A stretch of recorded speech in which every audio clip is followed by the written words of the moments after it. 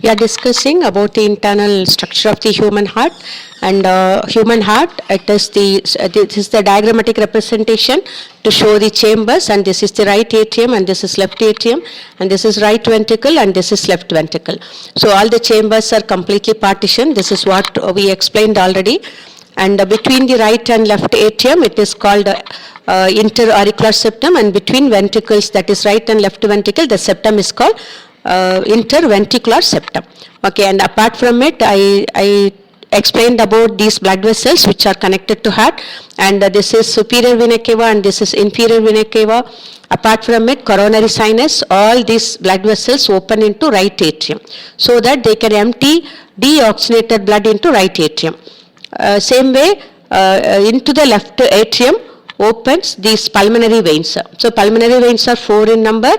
That is 2 veins arise from left lung and 2 pulmonary veins arise from right lung. So all these 4 veins, pulmonary veins, bring oxygenated blood into the left atrium. So you can understand right atrium is now filled with impure blood or deoxygenated blood, and left atrium it is filled with pure blood or oxygenated blood. Okay, and this is the right ventricle, so and this is left ventricle. So when auricles, that is right atrium and left atrium, when they contract, push the blood, that is deoxygenated blood and oxygenated blood, into the right ventricle and left ventricle respectively. Okay, and compared to auricles, the walls of the ventricles are thick walled. Particularly the wall of the left ventricle is 3 times 3 times thicker than that of the right ventricle, because they'll have to force the blood pressure inside the left ventricle will be more, and this left ventricle has to force the blood into the aorta. Okay, so I said about blood vessels which open into right atrium and left atrium. That is, into the right atrium are the superior vena cava, inferior vena cava, and coronary sinus that collects the impure blood from within the heart muscles and open into right atrium. Likewise, into the left atrium opens these pulmonary veins. Okay, likewise from right ventricle and left ventricle, 2 major blood vessels, these are the arteries that arise from right and left ventricle, and this is the pulmonary artery that arises from the right ventricle, and this is the aorta which is shaded in pink color that arises from left ventricle. So from the right ventricle, when ventricles contract, okay, when right and left ventricle, they contract simultaneously, not individually. So when ventricles contract, from the right ventricle, deoxygenated blood is pushed into pulmonary artery, and from the left ventricle, oxygenated blood, it is pushed into aorta. And pulmonary artery divides into 2 branches, that is, one goes to right lung, other one goes to left lung. So they carry impure blood or the deoxygenated blood into the lungs. So in the lungs, this deoxygenated blood carried by these pulmonary arteries is purified. And from the left ventricle, oxygenated blood or the pure blood that is pushed into aorta. So aorta, it supplies pure blood or the oxygenated blood to all the parts of the body. Okay, so this is all about the internal structure of the human heart. So you can understand, please practice this diagram. Okay, draw it so many times so that you can understand, and with labeling also you should know so that you can easily remember the points. Apart from it, there are valves present in the heart. Okay, heart valves are of different types. That is, one is present between the right atrium and left atrium. This is called tricuspid valve. Why it is called tricuspid valve means it consists of 3 cusp. Okay, it consists of 3 flaps. So it is called tricuspid valve. 2 are here and 1 on the other side. Okay, so it's not seen in the picture. So it is also called right atrio and ventricular valve. Okay, right atrioventricular valve. The tricuspid valve, because it is present between right atrium and left ventricle, so it is called atrio, that is right atrioventricular valve. Likewise, in this side, that is on the left side, 2 cusps are valves consisting of 2 cusps or 2 flaps are present, which is called as bicuspid valve.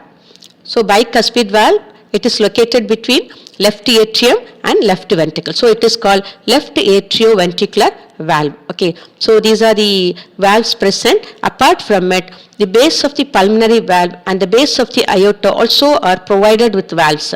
So these valves which are present at the base of the pulmonary artery is called pulmonary valve, and the valves which are present at the base of the aorta, which is called as aortic valve, and they are also called semilunar valves. Okay, so this is about the internal structure.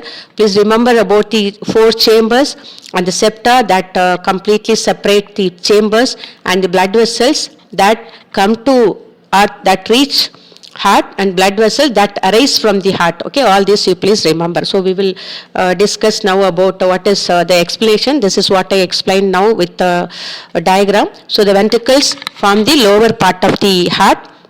The two ventricles are separated from each other by an interventricular septum. So I already explained the septa that is present between the two auricles are called interauricular septum.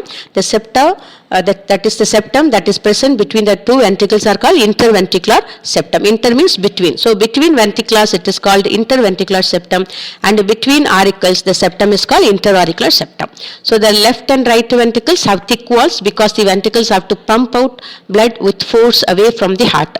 Auricles just have to pass the blood to the ventricles, but ventricles have to force the blood into the pulmonary artery and into the aorta. So the walls of the ventricles are thick walled.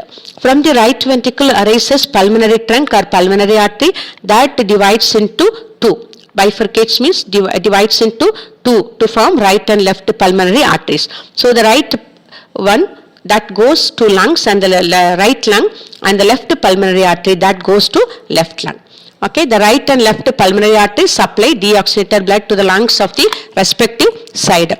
The left ventricle is longer and narrower than the right ventricle. Okay, out of the two ventricles, right and left ventricle is longer and also narrower than the right ventricle. Because of this purpose, the walls of the left ventricle is 3 times thicker than the right ventricle. The walls of the left ventricle, it is 3 times thicker than the right ventricle because it is longer and narrower, so there will be naturally more pressure. So it has to force the blood into the aorta. So for this purpose, the walls of the left ventricle, it is 3 times thicker than that of the right ventricle. So the left ventricle gives rise to aorta. So remember, right ventricle gives rise to pulmonary artery, left ventricle gives rise to aorta. The oxygenated blood is supplied by the aorta to various organs of the body, and the coronary arteries supply blood to the heart. So like coronary sinus that collects the deoxygenated blood within the heart muscles that empties into right atrium. So these are the blood vessels which are called coronary arteries. They supply the pure blood, that is oxygenated blood, to the walls of the heart or the muscles of the heart. Okay.